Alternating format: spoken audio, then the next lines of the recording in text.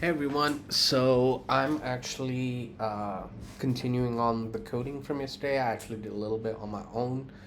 Um, it's gonna be a short video because I'm actually gonna try and shoot multiple just as thoughts and ideas come in my head and things happen.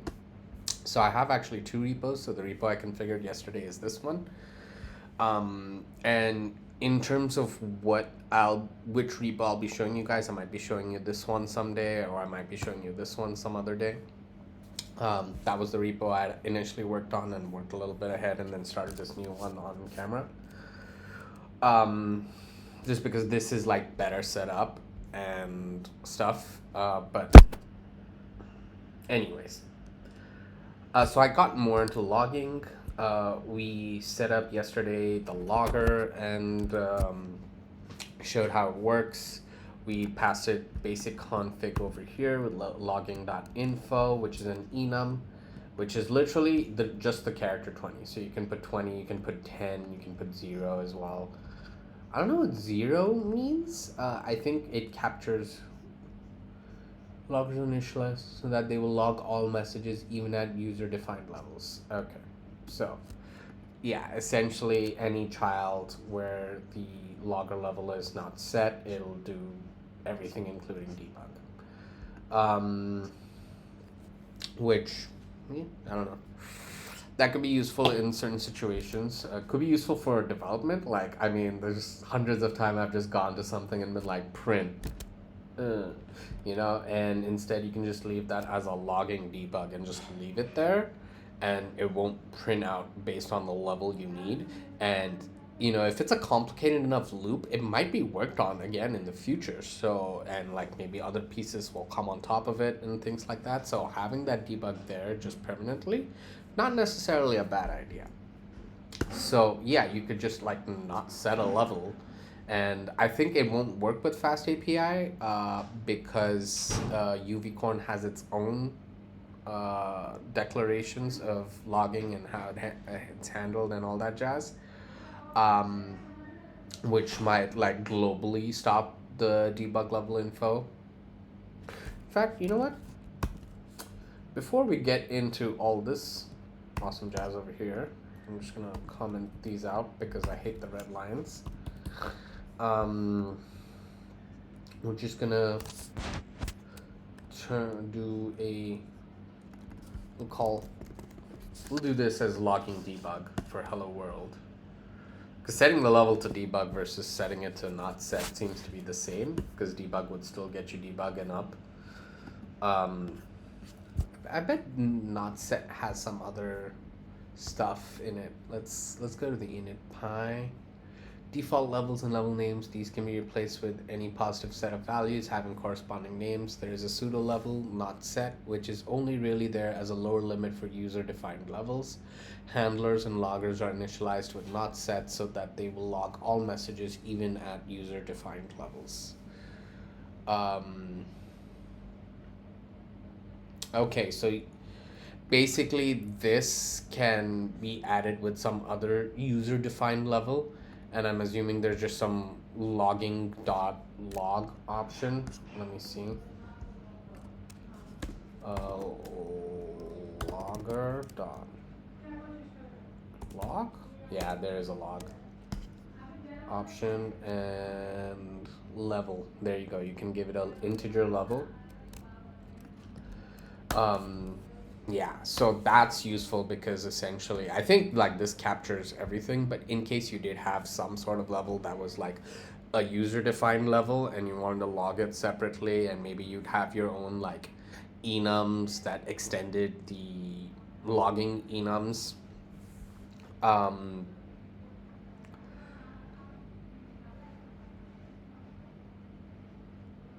and like if you set it to not set, it'll just log everything, including like if you had something set at like 5, it would set it, but if you said logging debug, it would be 10 up, right? Or if you had something overcritical for some reason, um, and so not set will just grab everything versus setting debug, right? So it sets like a lower limit for user defined levels. That makes sense. Um, But I am curious as to, oh yeah, I already set this up as logger debug hello world. Where is my terminal? Just gonna do that. I was having an issue with the YAML config, and I think I understand why, which is why I was like, hey, I'll just record this right now. Okay, so UVcorn is running. UVcorn, by the way, is the default backend that comes with FastAPI. I don't know, maybe I mentioned this in yesterday's video already or not, maybe I didn't, but basically it used to be when you would run FastAPI apps, you would just call UVcorn directly, but now it's essentially just replaced with a more blanket FastAPI tool, which you can use to run UVcorn, but you can still have flexible backends. There's Hypercorn, there's Ganarian, something like that, that's written in Rust. That one seems popular.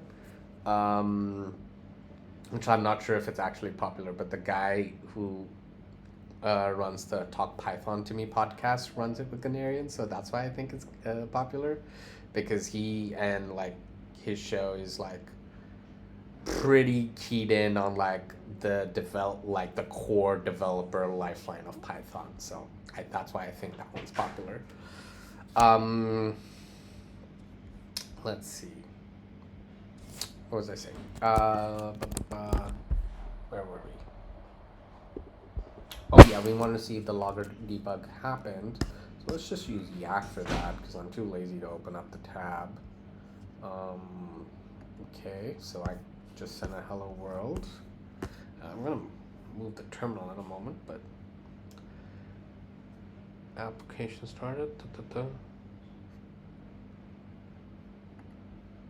Oh, there's no logger debug.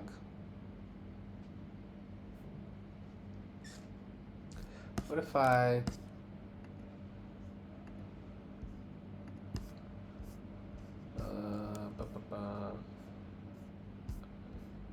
you know what, I'm just gonna move the browser over so that the code and the terminal are right next to each other. This is getting very irritating. I'm like, oh, where is it?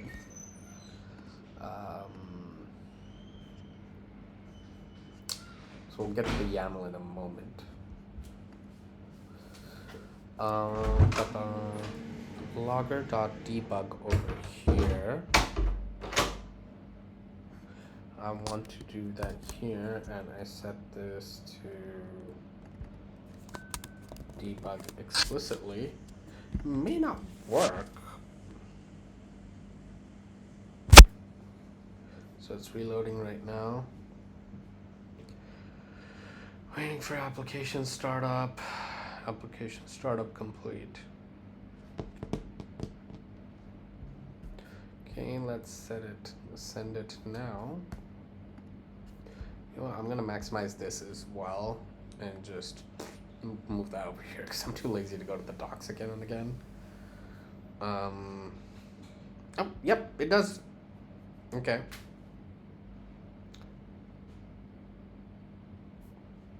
What if I deliberately set it to not set? I wonder what logs I'm missing out on debug logs. Oh, let's see if it'll show like the UVcorn debug logs. So me calling basic config is fine.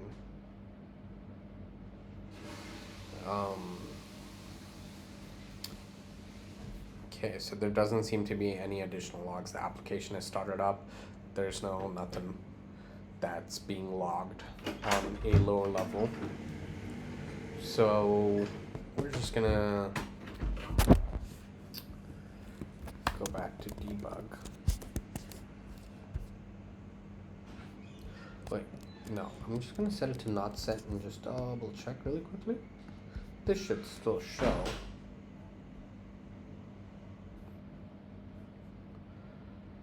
Yeah, debug still works. Okay, no problem. So me calling basic config isn't the first call of basic of setting up the config, because UVcorn does do something.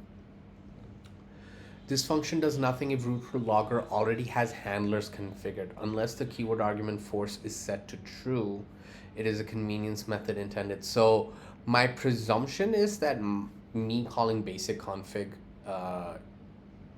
in my app is the first call of basic is not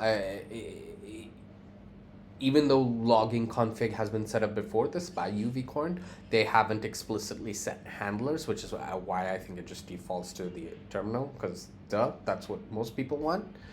And so therefore when I do stuff, it works. It just doesn't do anything if handlers are already configured, which to me makes some sense, because if a handler is configured, then you're doing advanced use cases other than just stream handler. And you could be doing it for stream handler as well with like formatting and stuff, and that's actually what we're going to do. We're just going to focus on stream handler, aka the thing that outputs to your terminal. There's a complicated thing about how files are represented and pseudo pointers and stuff like that I read about. I kind of got, not completely, but I don't want to get into it here. What's the word I'm looking for?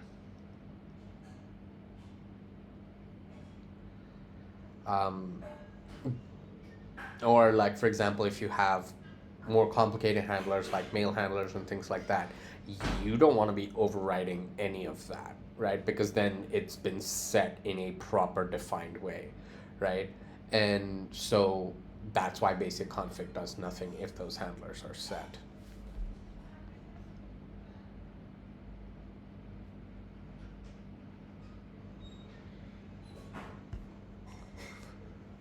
I'm just gonna command click this.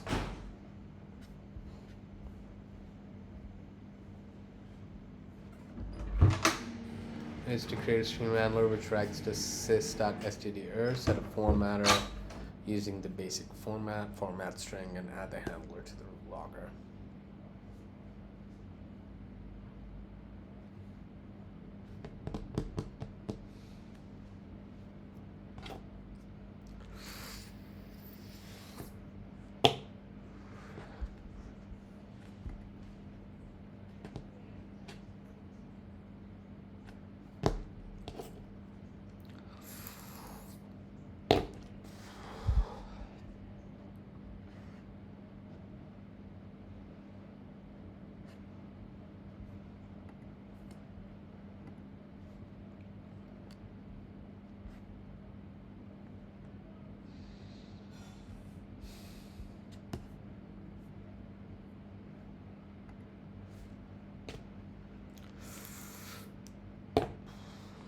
I'm just like lost in my own thought. I forget that I'm recording.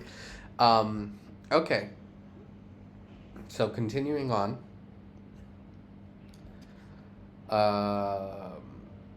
From here, we talked about logging. We talked about not set. We talked about user-defined levels and logging.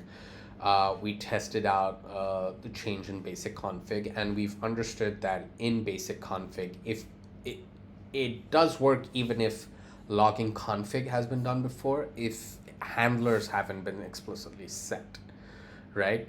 And we've kind of understood the rationale behind that, wherein basically if a handler is set up, advanced use cases are usually in place both for stream and other types of handlers, and you really don't want to be overriding that. Like if someone, for example, imports like a large repo or like a package or something like that, and that package is like some sort of internal tool and has some really tightly coupled handler logging. It's like supposed to send out like PagerDuty requests or something like that.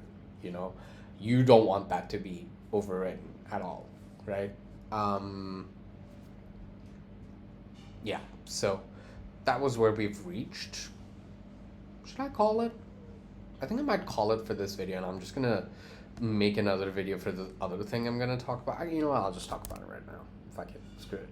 So basically there's this thing called dict config. I wonder if I can command click with this commented. No, I cannot. But there is dict config where you can essentially pass higher level configurations.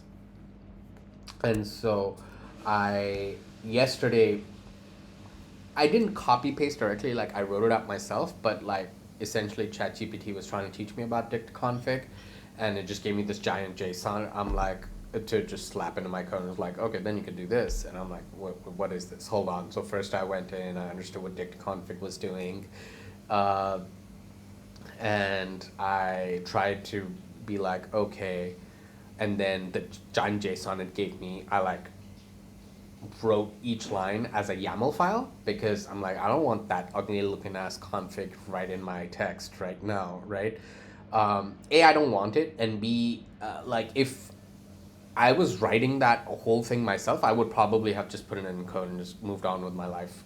Or maybe I would have for the thought it, but I didn't want to just copy paste and not understand what dict config is doing, what its like schema is like and stuff like that. So I wrote it all out by hand as a YAML, and then I imported it as a YAML, and it worked. And this was in the other repo, not this repo, which is really nice. In fact, actually, I'm going to commit right here. I'm just gonna use the fucking this thing. Added logging not set level changed logging level to not set and tested with logger debug. Commit.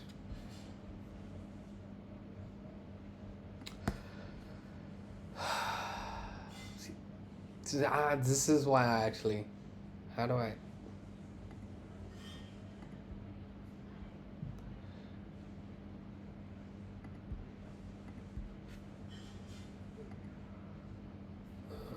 Cancel. Is there a way for me to just add all things? Oh, boom. Okay, that's how.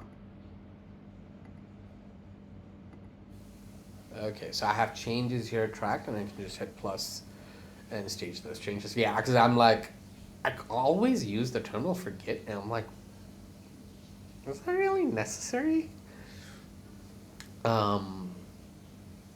Especially because, I mean, later on, I think I will switch to the terminal if I'm working with a team or something like that, because I think that's a tool that I've very seriously underutilized. And I really want to be able to utilize that. I don't even know how I would learn it if I was just doing it by myself. Maybe I could create some sort of coding exercise using ChatGPT. Fucking hell. That might not be a bad idea, actually.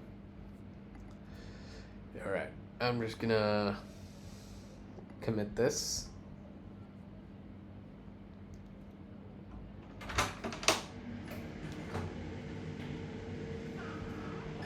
And how do I push? Oh, I can just push like that. No for now. And I'm getting a call. So that was my mom calling me from the other room. So there's this app where she orders groceries and stuff.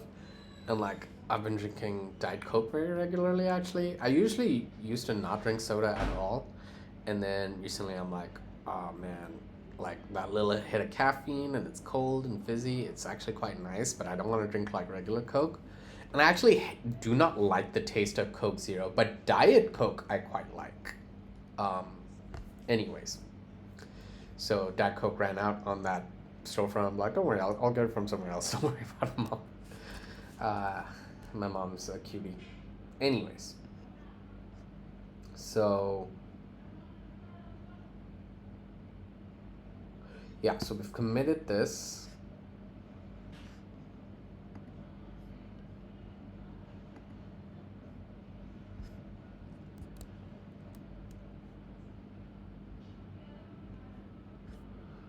Okay. So it's not, here it's not letting me do it even though it inferred it from my terminal. Not sure what that's about. It's okay. I will just go ahead and do that right now. Go ahead, config global user dot name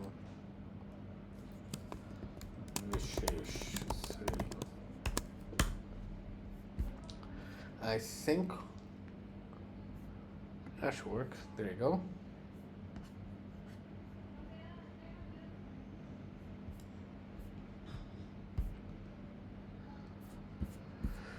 Whew. Okay, I don't know what all of this is, but whatever. So, I am just gonna close this whole shebang over here. I'm gonna switch this back over here. We're gonna move on with our lives. So basically I wanted to set that up, and over there I had just written up a YAML file, like that's, where is it? It's over here. So this YAML file, and then I was just like, okay, let me try and recreate that from scratch. Because it was working over there. I'm like, oh, well, let's just do it from scratch. Let's just do something simple. So I created this logging underscore config YAML. So about these 3 lines, you don't need them. I'm actually just going to go ahead and remove them.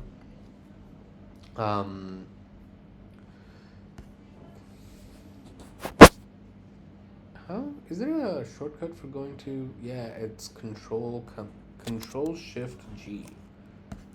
What is this? That's Command Shift E. Control Shift G.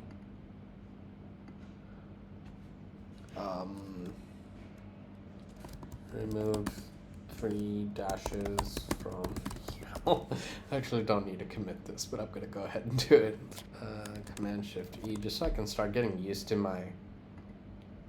I can search in my app. That's kind of nice.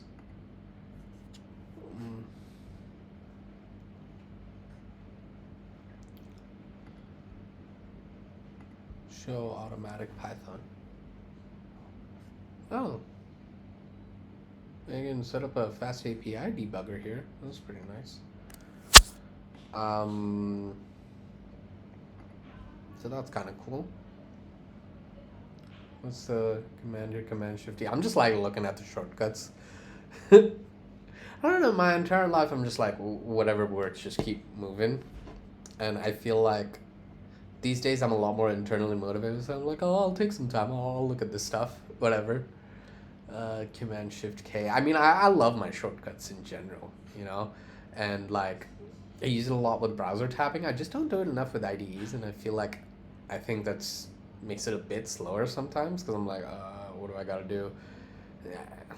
Maybe I'll just stick to doing things in the terminal, honestly, because it's just more baked into my muscle memory. So I think I'll stick with that with Git, because I don't want to bother to remember any of these, and I don't need it. What is this?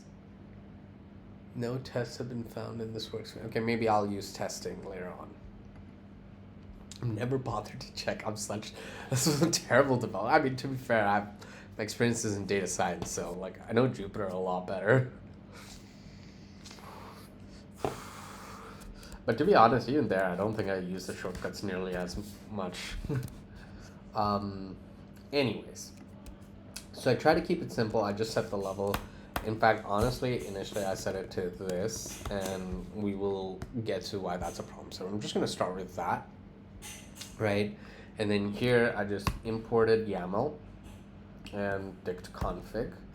I put a space between this and this because I just wanted to separate like the grouping of the imports, which is OCD probably. And then I did this. Now, so quite a few things here, and now my dad's calling me. I'm pausing the video again. Alright, so that was my dad calling. Coming back over here. So before I even get into the YAML, there's like a few things I want to note here. That's interesting. So with the with, it's essentially our context manager. I think, can I command click this? No.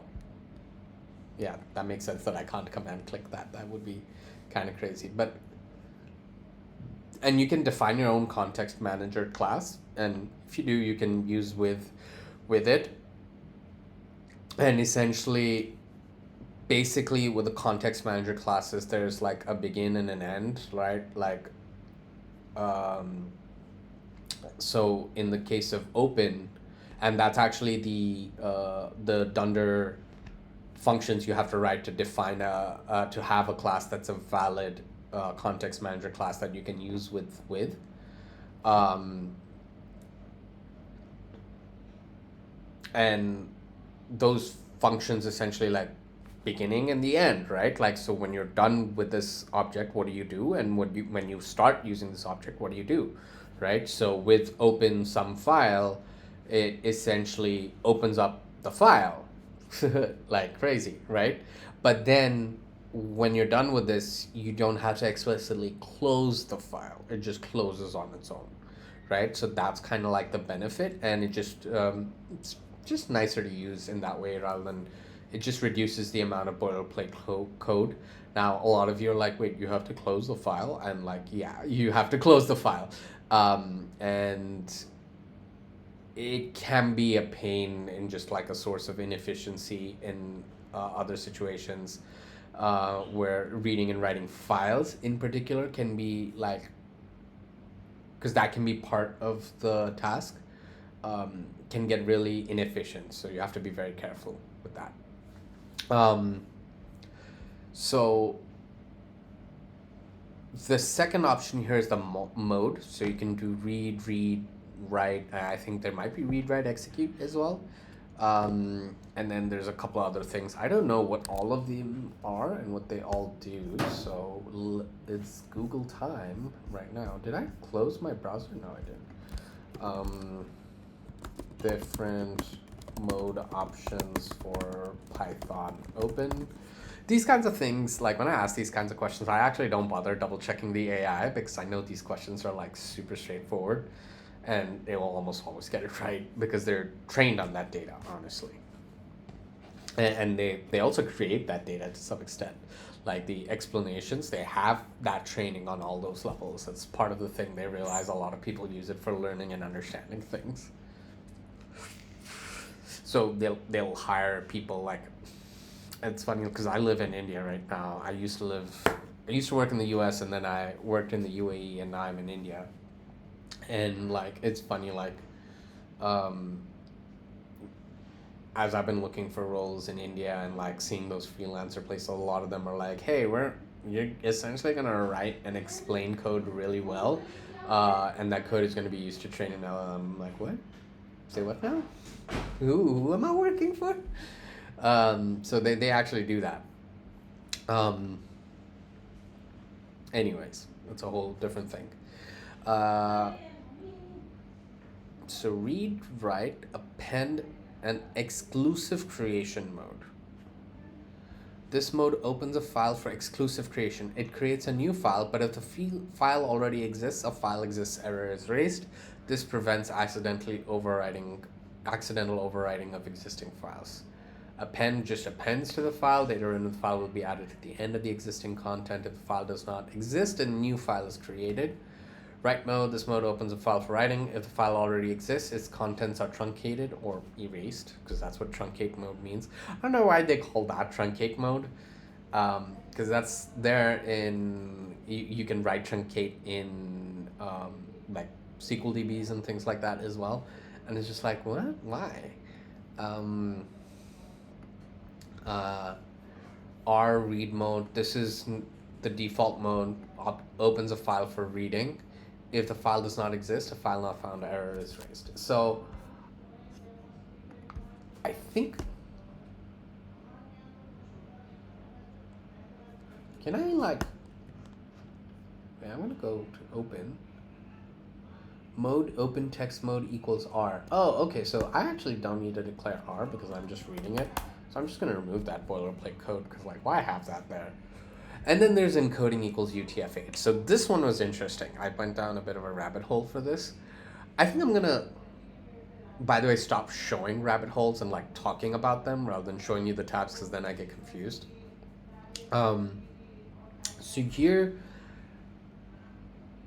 encoding after Python 3.15, which I think just is launching. I don't even know if there's a stable release yet. Uh, but 3.15 and on will have encoding, and maybe it's 3.13 because I got this AI generated thing. Let me see if I can find the actual tab. Where is it?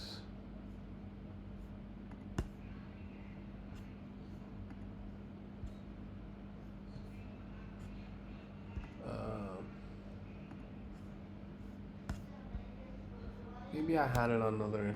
I think I have it here. Yeah, I do have it here. The default encoding Python's of 3.15 and later, 8.15 and later with UTF-8 mode enabled. Is there any links here? Why are there no links? Usually, like, this is what I actually like about Google's AI is, like, usually they have multiple links, but in this case they don't.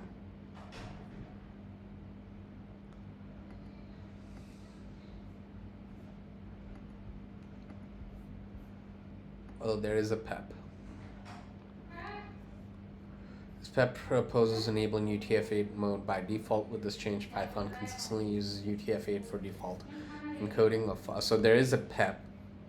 It is created and its status is accepted. And the Python version is 3.15. So it is correct. Okay, so it was some AI generated stuff, but it is correct. Motivation UTF-8 became de facto standard. Makes it easier for. Additionally, many Python using Unix forget that the default encoding is platform dependent. They omit to specify encoding equals UTF-8 when they read text files encoded in UTF-8, example JSON, TOML, Markdown, Python source files. Inconsistent default encoding causes many bugs.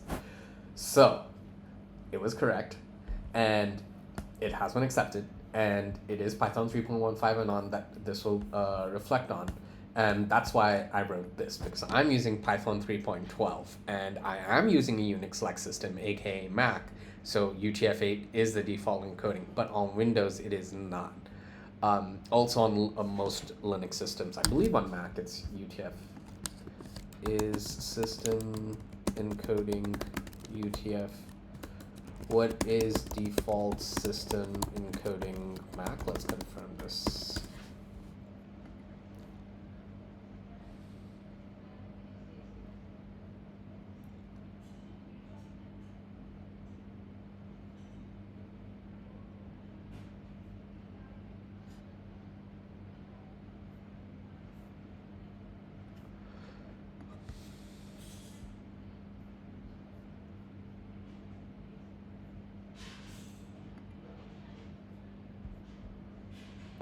Apparently there's a bunch of articles and it says. So anyways, it makes sense to me because like Mac is Unix-like and all that, so developers using Unix, right? So that's Mac and everything else. Most of your Linux not most, all of your Linux distros, they're all Unix-like. So Unix systems, it's fine. But Windows, it's not. It's something else. It's CP something, some legacy encoding, and that causes a lot of issues. And then there's also like people with more region-specific encodings, like in Japan, there's another one, and that causes a lot of issues when developing things, right? So that's why because I'm using Python 3.12, not 1.5. I'm setting the encoding explicitly because if I use this with someone else, they should be able and capable of just using my code easily without worrying about encoding issues. So that's why I put that there. So, okay, that's interesting thing about encoding that I learned. Now, another thing about YAML is safe load. So there used to be a thing called load, which would just load all the YAML. And the thing is, because the YAML library, which used to be a separate library and now it's part of the standard library, it was called PyYAML. And I know because like when I go to ChatGPT, it keeps telling me to install PyYAML, but like I'm just importing YAML and using it and it's totally fine. So I'm guessing this is something that was 3.9, 10, maybe even 11 specific thing where you had to install it separately, but now you can just use it as part of the standard library. But before that, there used to be YAML.load, which would just load everything generically. And that comes to these three, this, right? Because what that does is that allows you to define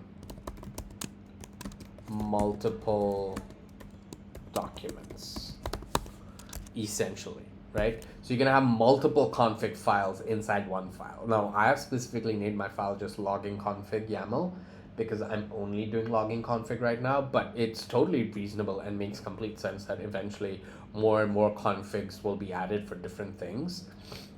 And so having one file that just has it all is really nice. You have to be a bit careful because I think it would get parsed as a list of JSONs. I'm not 100% sure. Or sorry, a list of dicts, not JSONs. But I'm not sure about that. So because the YAML library essentially has rich capability of creating Python objects, malicious code could be executed when you just load documents. So safe load basically restricts the type of Python objects that can be loaded. And so they renamed safe load, though the regular load function is still there, but it doesn't work unless you pass it a custom or a specific loader. For example, there is a from YAML import csafe loader. And then instead of doing this, I could do YAML.load the read stream f and the loader, which is csafe loader. What is this?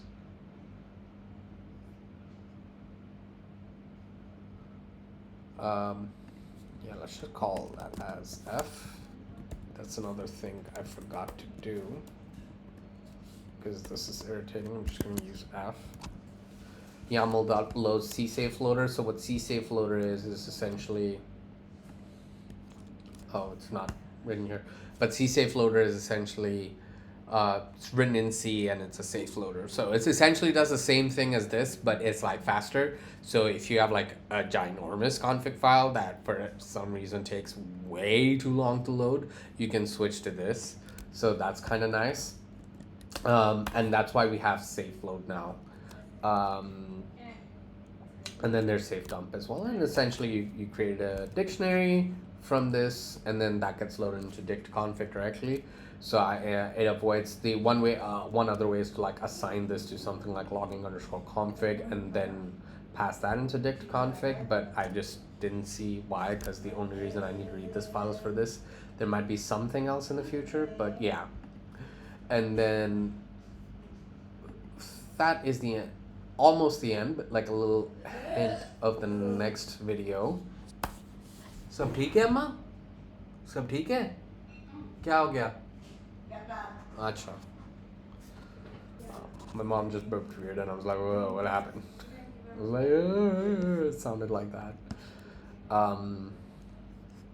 So when I had level.logging info from YAML, I'm just going to remove that because that was only for descriptive purposes. I'm just going to go ahead and remove these as well because it's kind of unnecessary. I'm going to comment out basic config because it'll be easy to just like do this and that, swap it out.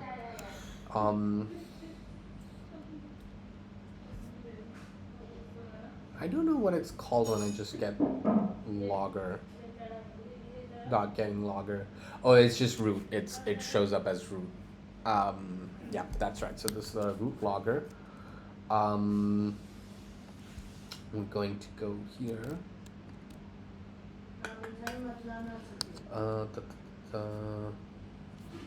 Now what? The thing I wanted to show you was this. So essentially, if you try to run FastAPI dev main py, I have this issue. Dictionary doesn't specify a version. why is that? And I tried asking ChatGPT, and ChatGPT was like, hey, actually, logging.info is not being interpreted correctly, and that's the problem, right? Logging.info is being interpreted as a string. So if you want to set level in a logging config YAML to pass to dict, you want to do something like level logging.info, just level info as double quotes, or just give it the integer. So that's what I did. I did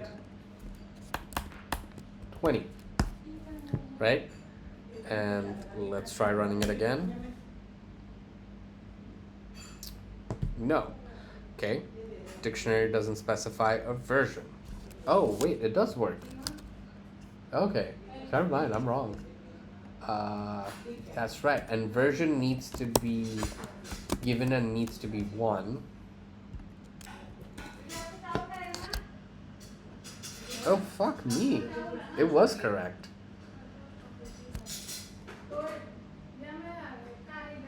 Okay. Version 1, level 20. Let's set this to level 10 so that we get in debugs, and let's throw in a hello world. I need to move myself to make that happen. Let's check the terminal. No?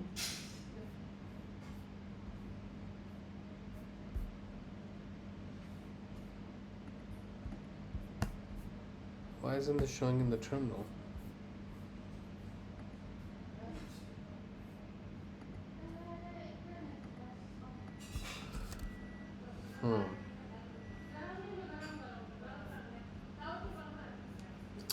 So, okay, so it's accepting it fine now. Oh, so I think that's what the issue was earlier, maybe. What if I just include version and I don't have logging? Let's see if... Yeah, I think that worked fine, no problem. But then this won't be used. Yeah, okay, it won't be used. So I was... This is gonna make more sense once I get into it, but I was right and I was wrong. I was right, and so is the AI. So it was an issue about how it was being parsed. Wait, let me see if it works. If it has a problem with me just typing in logging.info.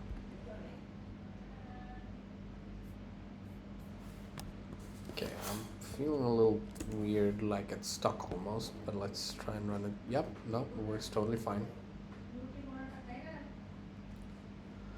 Let's try and send out a hello world to see if we can get the logging debug. We are not getting it. We're not even getting the logs for anything, actually.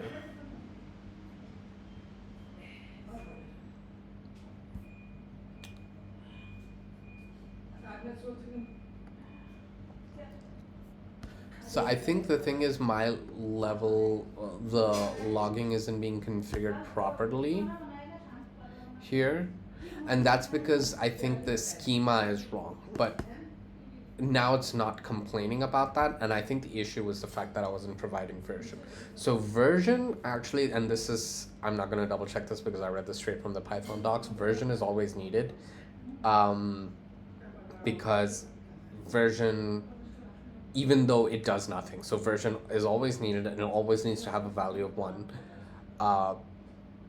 but it does, like, the idea is that eventually you can update the version of the schemas or whatever and have that be additional functionality, but that functionality is not implemented right now. And to ensure people write code that would be backwards compatible, they just require it to always be there, because they're going to require it in the future as well, I'm guessing. But there's no high level thing where Python, let me see if it's, I think it's, where is, oh, it's here.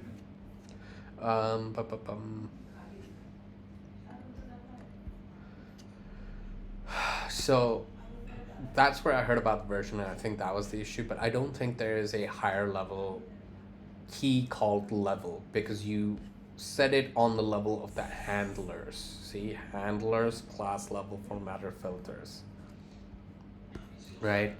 Console, class streaming handler, formatter, brief, level info, always allow foo filters. I don't know what that means. A list of IDs of the filters for this handler. Okay, I'm not sure what filters exactly do. Um, so yeah, there is no, and you can set up separate loggers with, and you can set up the loggers on the level instead of on the handler. But basically, there is no high level config level, and so it just does nothing, and it just acts weird. I'm guessing. I guess it's just interpreted as an infinite value or something like that. And so it just logs nothing because its level is set extremely high.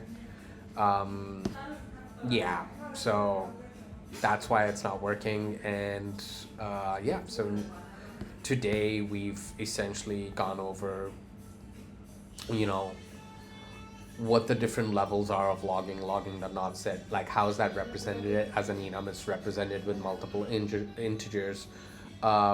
You can, if it's not set, then it's like a lower level for all user defined levels above that. So logging.debug is at 10, whereas logging.notset is 0. So if you define something that's 5, that's like lower than debug but higher than 0, that will still get logged if you set it to not set, right?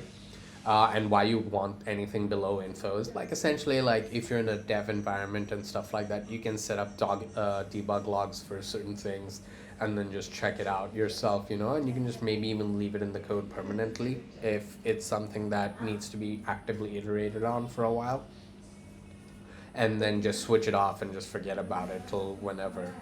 Um, so that's what basic config sets up. Basic config also does not execute unless if root has handlers on it. It essentially does nothing because rationale wise the handlers don't really necessarily work. They don't like they might have complex stuff in them that might conflict with you writing something else, especially like for example if you install an internal package from your company or whatever, and that package has like email handlers and stuff configured with specific types of errors, and so you don't want to affect that at all. So then basic config does nothing, but it's not necessary that basic config will do nothing if there has been some config set up prior to it being called, but it not applying handlers to the root.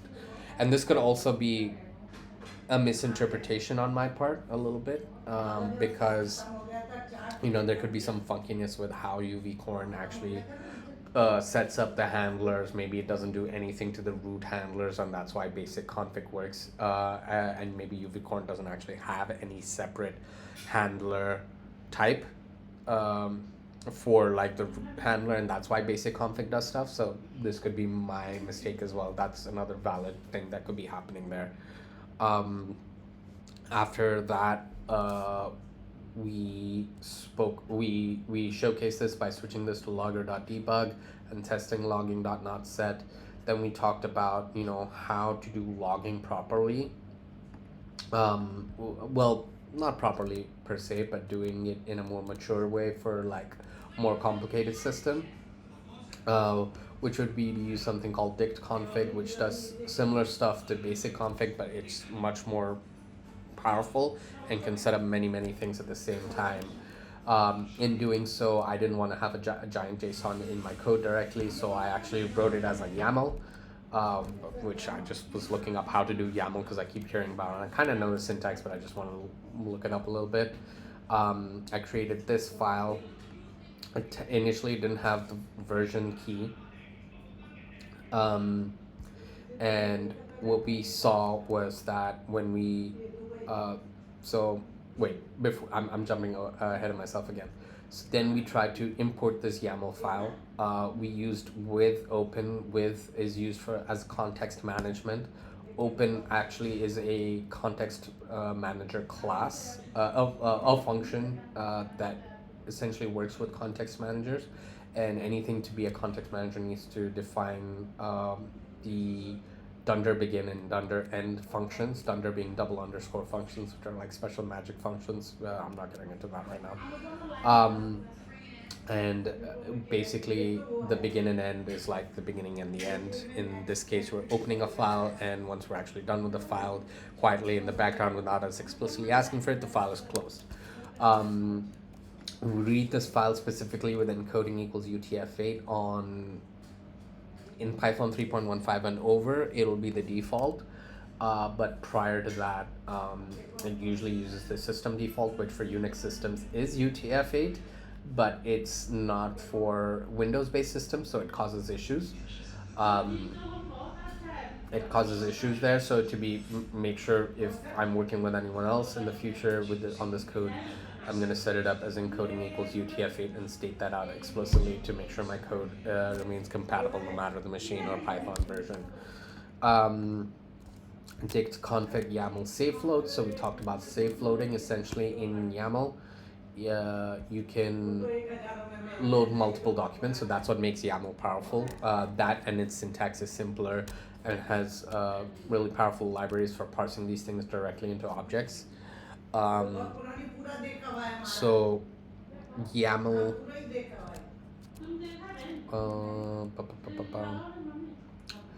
and so because the YAML, so the three dashes don't actually connect to this per se about safe load, but basically the YAML library has the capacity to connect to and write and create like really complex Python projects and Python objects, sorry, not projects. And so malicious code could be executed that way using YAML load of prior. Before YAML was added to the standard library, you had to install it separately using PyYAML. That was removed with the integration in the standard library, or maybe even before that, and switched to safe load. The load function still remains. You cannot use it without passing a loader to it. One of the loaders available from the YAML package is csafe loader, which is a faster loader but is also safe. And what makes a loader safe is essentially the restriction of the types of Python objects it can create. Going after that, we were facing errors. We checked in here. All I had initially was level logging.info, and that was just like causing a literal crash. And that was primarily because version is a mandatory field that needs to always be given, always needs to be set to 1. The idea is that eventually version will be used for actually managing the versions of logging configs, of multiple configs, and so that they could be maybe even version controlled and things like that separately. But for now, that ability is not implemented, and when it is implemented, they want code that is backwards compatible. Oof. My mom is like asking for aloo parathas. Anyways, and she's watching TV. I'm also gonna wrap this up now. This is this was causing the actual error, but this also does nothing. I initially thought that was the issue, but this is essentially just doing nothing, or it's doing something bad because it actually might be interpreting the logs as I think it's essentially setting the log to something super high, because after application started, nothing is getting logged at all. So this is what is happening with this, because in the dict config schema, it's not really set up. I'm not 100% sure on this, but that's what I think is happening. You know what, we can just test that really quickly. We'll just remove that and start this up. I don't understand why this keeps breaking.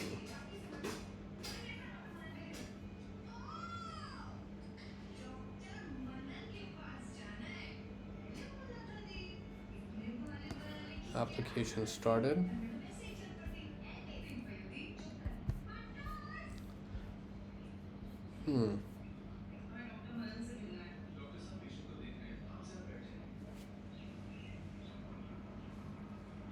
Okay, anyways, That's not what's happening. There's something about the default log level is funky. Um, I think it's only set to do warning and above, and receiving endpoints is info. And so yeah, I think this is just literally doing nothing. And which is weird though, because this is set. I guess there must be a different hierarchy where info is set, and then there's a different hierarchy where info is not set. Um, Something like that. My guess. Anywho's it's. So that is where we were with logging config, and we're gonna continue building on the logging config in the next video, or maybe I'll finish it by the time the next video is and I'll just explain it, or I'll redo it or something. I don't know. I'm not 100% sure exactly what I'm gonna do about that because it's just boring. It's just writing out some YAML. So I may or may not make a video about that. We'll see. I think we might just skip straight to code in episode 3 and just set up the config separately. But yeah, I think we covered some important ground here. I think this is a good video. This is a good episode 2 to building apps. I'm gonna rename this to building apps with FastAPI, and maybe I'll later on even rename it again, but we'll see. For now, this is what it is. Have a great one, everyone. Hey everyone, quick bonus after the end of the video. So I figured out what the issue was. So apparently there's disable existing loggers field, which is automatically set to true. So and for some reason the hot reload doesn't work when I update the logging config. I'm not sure why. I'm guessing there might be like a FastAPI thing that I could do for that. Actually, now that that's in my head, let me just Google that. FastAPI reload files. Let's see. Continue.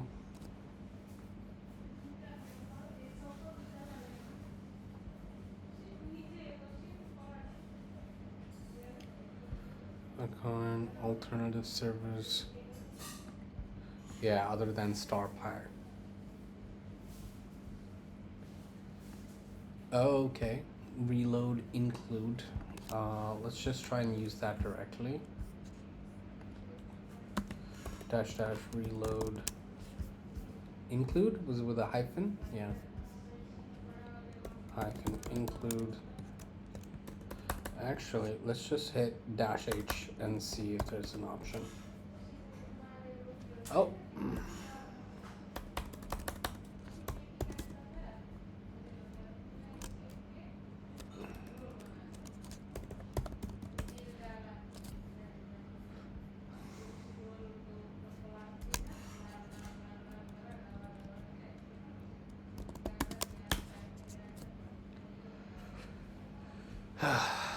Okay, mean pi --host port reload, enable auto reload on resource and use it only during development. And there's an option no reload as well. Root path.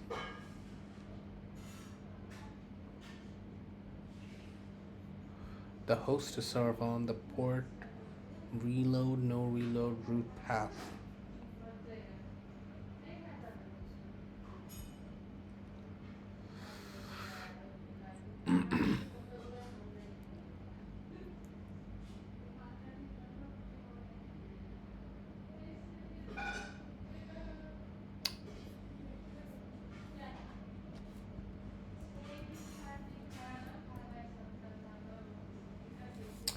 I don't care enough. I'm just gonna... Anyways, continuing on with the bonus video. So, essentially, there is disable existing loggers true.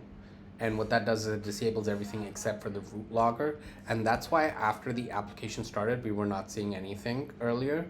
And essentially, you can either set this to false.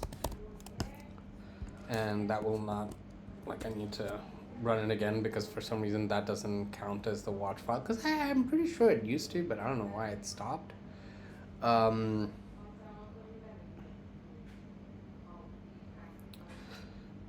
started server process, wait for application startup complete. So now you can see that after the application started log, we're still seeing all the other logs because the loggers haven't been disabled because the UVcorn loggers are not root loggers. The other way to disable existing loggers false is to set incremental to true. And I'm actually gonna try that. -- reload include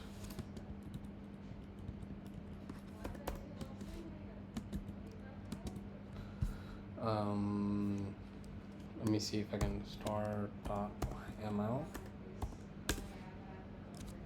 Yeah.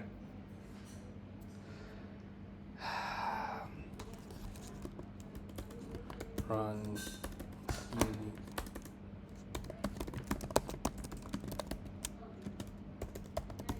I'm gonna check this again.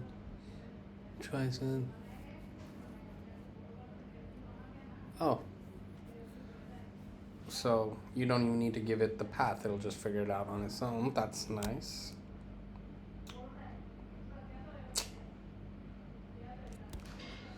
Alright, it's great.